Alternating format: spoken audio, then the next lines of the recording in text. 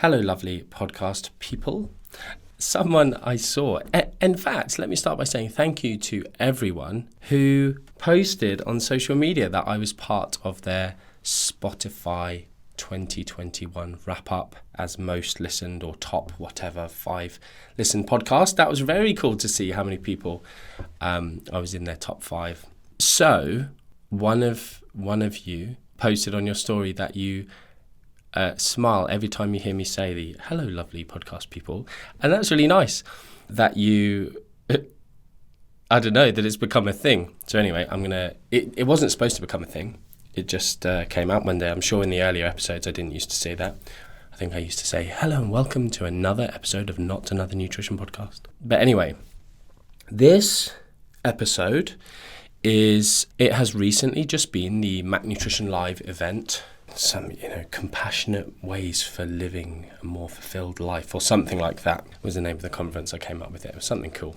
And but my talk was on rapid fat loss, and there was discussion in the intuitive eating talk and the body image talk and the binge eating talk about similar to what I'm going to say here and what I put in my talk, which was to do with rigid and flexible dieting practices. Now, what I will say is I don't know what this podcast is going to be called exactly, but if you are here and you're listening, you are no doubt an avid follower of the podcast. So, hello, that was another funny thing on the Spotify thing, was like, yes, this guy, I was his top listened. Oh my goodness, did you see that one? This girl from Germany, it was 1,869 minutes of listening to me. I think she was the highest one I saw. I didn't even know that I'd recorded that many minutes, but it turns out I have, even without listening to episodes more than once. But one guy at Spotify said to him, yes, it is okay to consider the host of this show a member of your family. So yeah, this podcast I think is probably for those of you who just listen to me, like listening to whatever I say, which is a super nice thing for me to actually reflect on sometimes and meditate on. I don't really say that I meditate, but just mull over. If I'm ever feeling a bit like, what value does this podcast really bring? Well, I think it's really nice that there are some people who just listen to every episode, no matter what the topic. And this one is a more difficult topic, maybe, or it's a less actionable, less practical one. But it's just something I want to discuss and see what comes out of my brain. And so within the fitness industry, health, fitness, whatever industry, there is a discussion around rigid practices. Rigidity, being rigid, is often discussed as a good thing, like having a rigid schedule, rigid discipline, and any other rigid that springs to mind. But when it comes to nutrition, it's considered better to be flexible. And so the thing I want to highlight here is, within my talk, I was talking about flexible dieting practices. And the research around this is essentially rigid dieters, people who have a rigid mentality around diet, are typically high levels of body fat, have a worse relationship with food, greater levels of eating disorder. So you'd think someone who is rigid with their eating would actually be, more regimented, would be have lower body fat, for instance. But it doesn't work that way when the research looks at it in the way it looks at it. And that is the crux of this podcast. And it's something I've seen before. For instance, in discussions around intuitive eating, if you eat intuitively, then you're going to be healthier and you're going to be have a lower BMI and blah, blah, blah. But the problem is, well, okay, how do you define an intuitive eater? And what happens is someone at some point in time, and the reason I want to discuss this is because I know some of you, even if you're not in the industry, are kind of nutrition enthusiasts, and you're just deep thinkers, you're intelligent people, or you just like to be informed, you just like learning. And I think this stuff is good to discuss because you can apply this to other areas of your life. Also, I got really run down. I've just been too stressed, too busy, too little sleep. So if you can hear it, I am a bit kind of in my voice. So I apologise. It's not my usual. Oh, I bet that sounds terrible in your ears. Sorry. In my usual dulcet tones. Anyway, someone said I should do ASMR.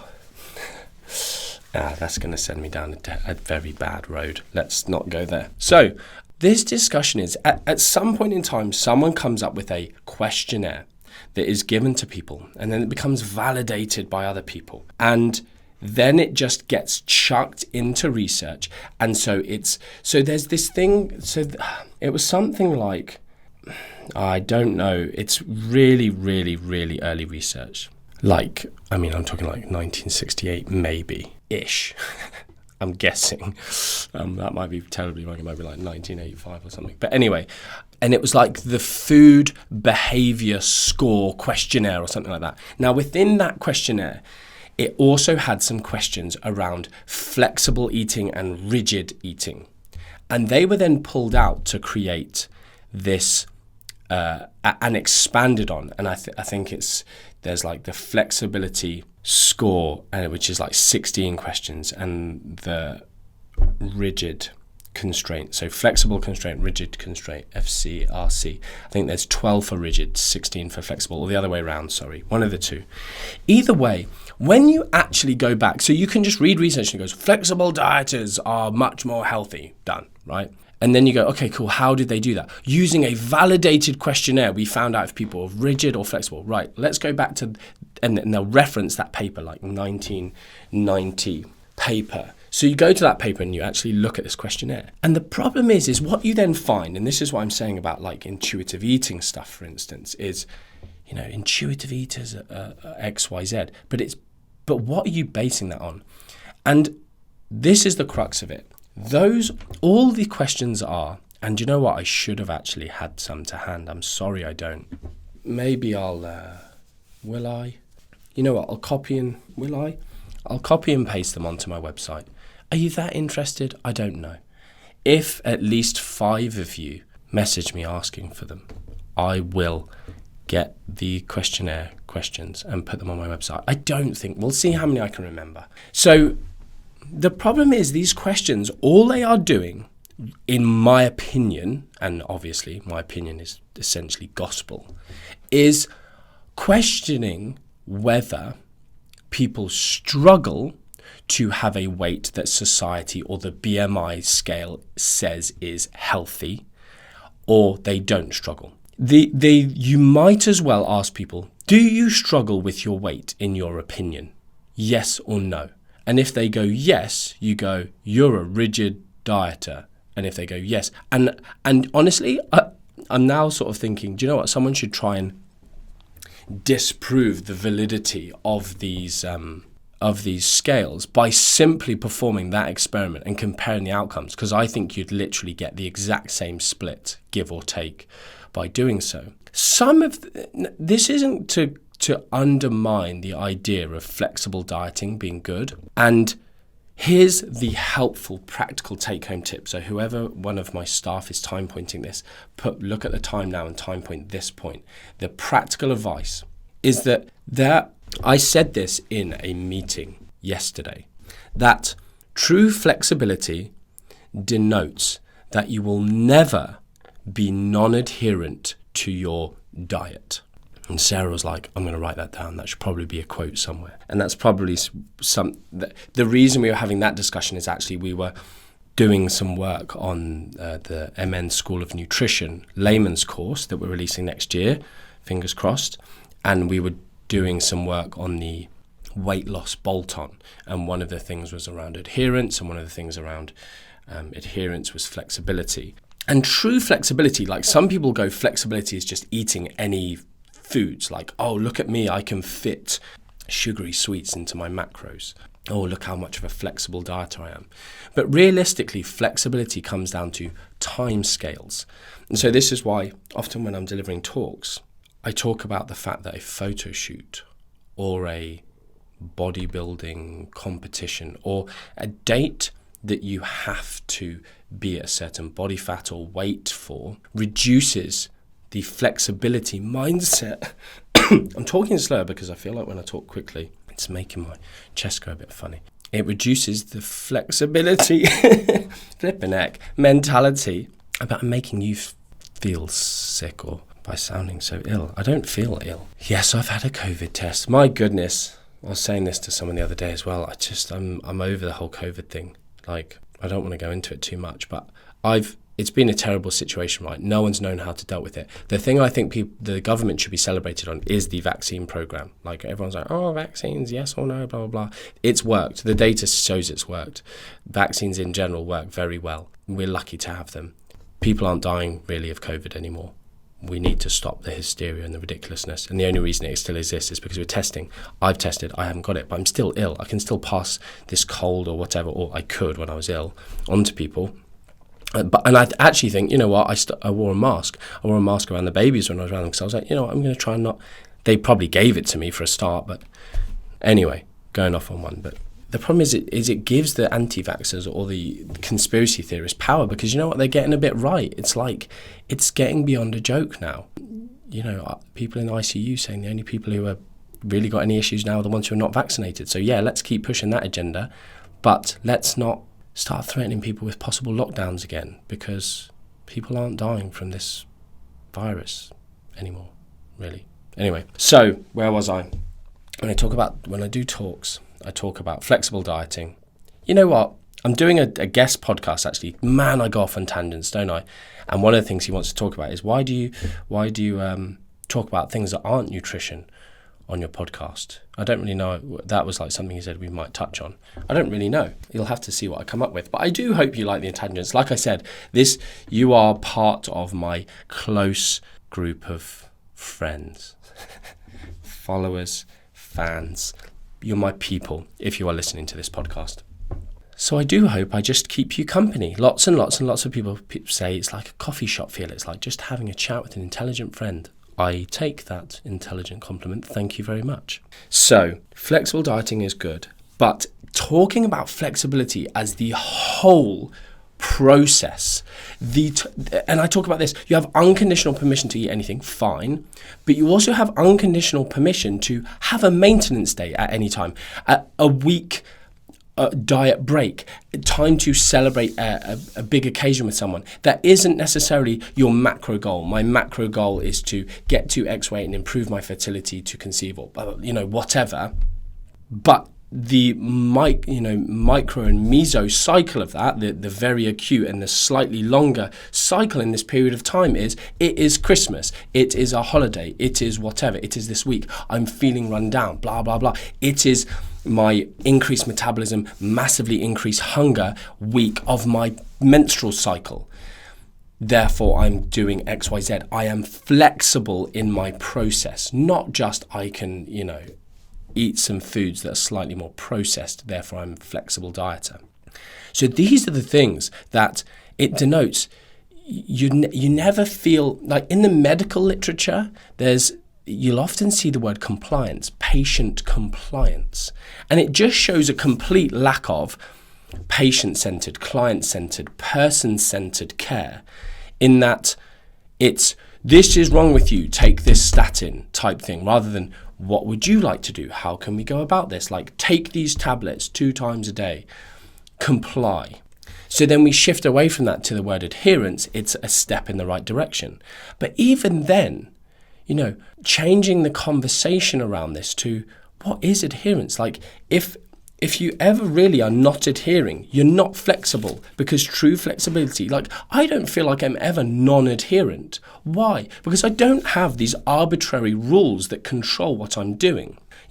I'm aiming for and this is why within the, we did the Art and Science of Nutrition Counselling or something, conference back in 2017, and it was a discussion of like using ranged goals, and actually that was helpful for people.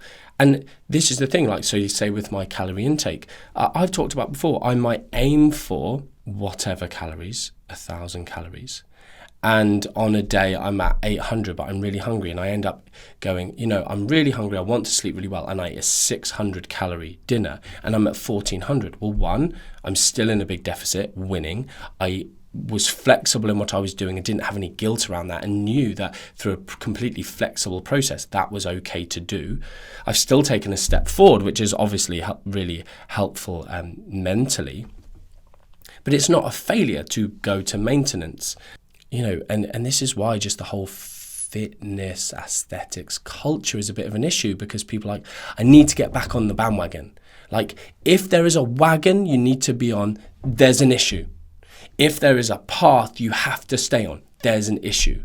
Like I said this in this meeting yesterday, you've got point A and you've got point B, and there's 100 different paths, or an infinite number of different paths. And you know what? There's also stopping points along the way. And sometimes you might leave one town to go to the next town, and you get halfway to that town and you go back to the previous town because you really liked it there.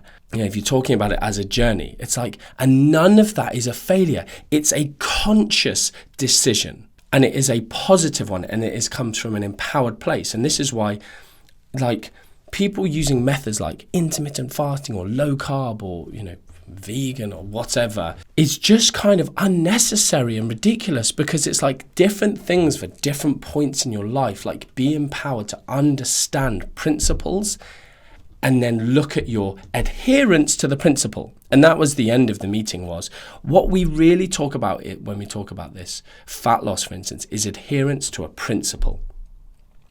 Am I adhering to a calorie deficit? Not in a good or bad, pro or con, like moral, am I adhering? It's, if you don't do, swap the word adhere for do, a calorie deficit, you don't lose fat.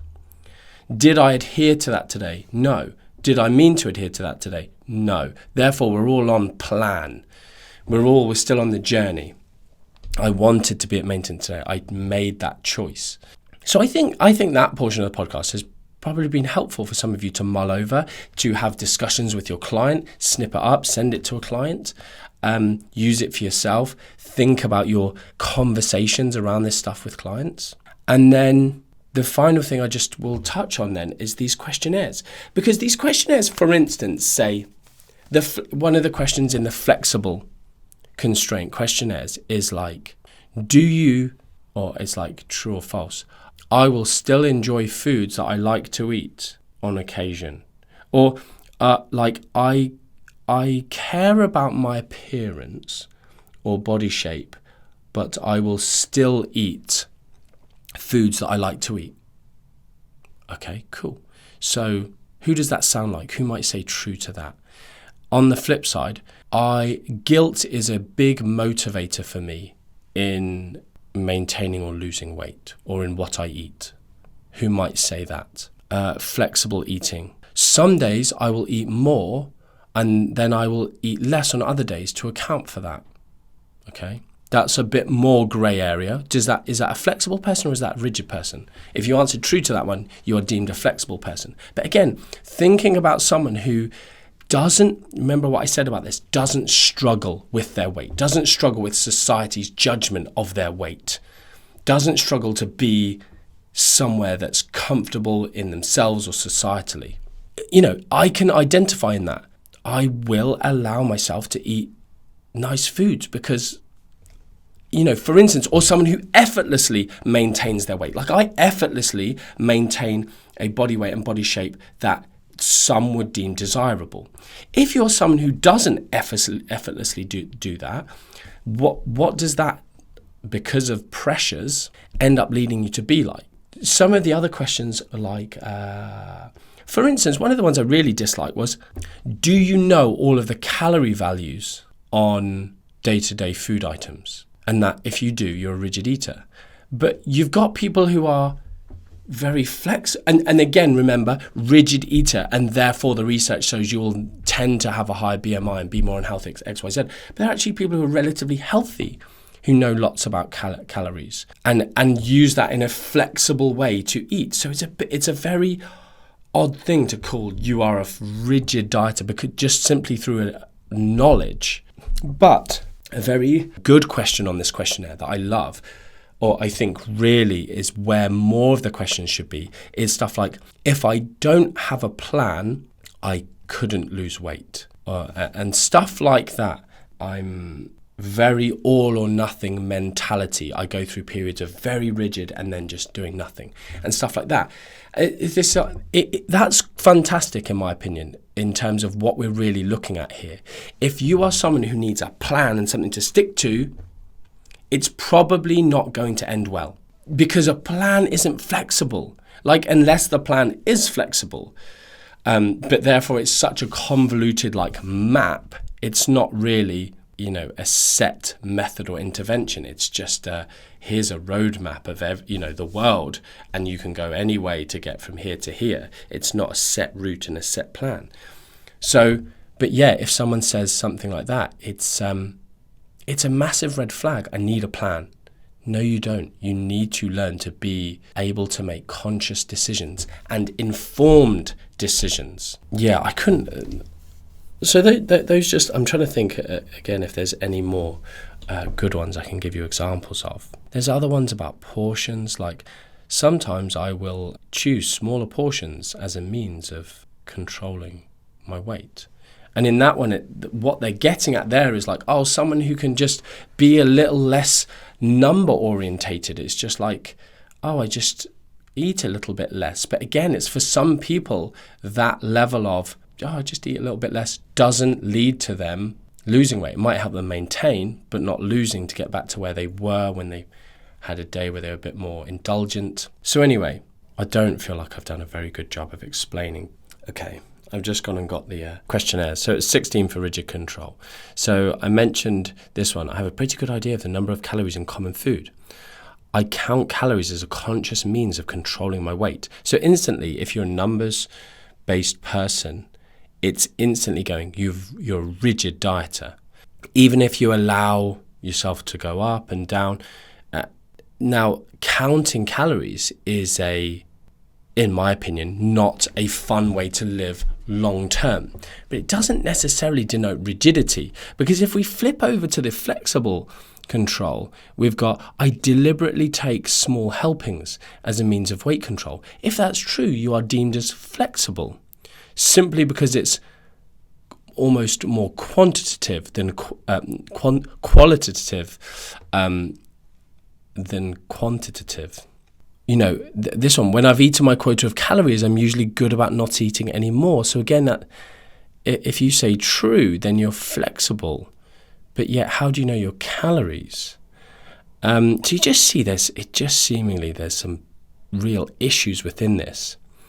I consciously hold back at meals in order not to gain weight. That's flexible control. How likely are you to consciously eat less than you want? If you say very likely, that is flexible control. If I eat a little bit more on one day, I make it on the next. True. Is flexible control. I prefer light foods that are not fattening. True. How is that any different from this would be rigid control? I avoid some foods on principle, even though I like them. Sometimes I skip meals to avoid gaining weight. If these are true, this is rigid. This is the one I said, without a diet plan, I wouldn't know how to control my weight. That's an issue.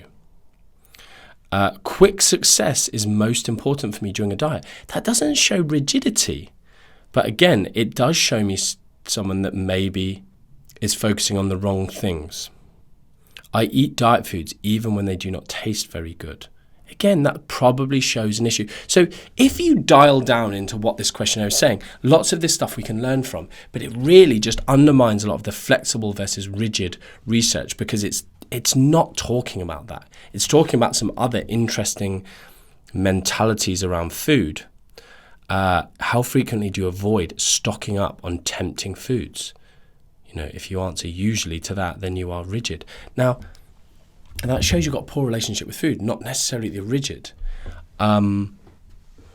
Because if you allowed yourself to have them in, you would be less, you'd be more likely to eat them, yes, especially if you've got issues with those foods, if they're trigger foods. And all it's really showing us is people who struggle more with maintaining or losing weight, not necessarily what it's telling us it's checking. So anyway, I just wanted to, for those of you who are more interested in the research and interested in some of the discussions around this, and next time you see people quoting research that have used those questionnaires, you can be a bit more critical in your thinking.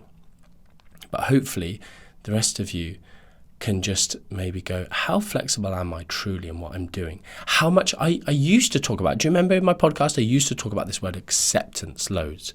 Accept that today is not a stepping forward to your goal day. It's a day to rest, a day to maintain, a day to enjoy other aspects of life so that you don't burn out in this journey, etc. It's a day to stock up on fuel. It's, whatever.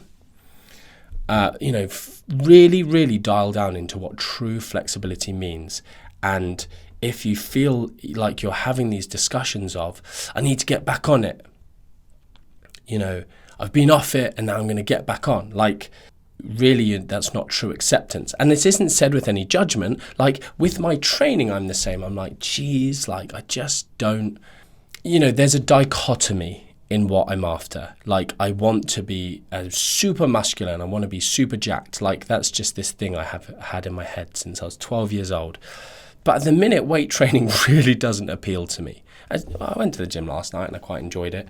But I'm a sociable person. I'm not training with people at the minute. And I've lost some love for it. And also because I'm over comfortable. This is the other thing when you have discussions with clients. It's like they're like knowingly non-adherent. We call these types of clients. They know it. They're like, meh, I'm not going to the gym. I can't be bothered. Or I skipped a gym session, or I didn't eat in the way that was going to take me toward the goal that I verbalized. But realistically, I'm actually okay in my own skin at the moment. So that my actual drive for sacrifice is lower. That's a good thing to ponder sometimes. And if you can accept that, you can just be more positive and more mentally happy. And actually, do you know what? I'm going to enjoy this without any sense of guilt or feelings that I'm not adhering. I'm accepting, and this is the plan for this period of time, micro or meso cycle of time. And sometimes that can be really good to just accept that time, so that actually it gives you the hunger back to do those things. Anyway, this is a real round that, covered lots of different topics. Hope you've enjoyed it. Yeah, until next time, much love.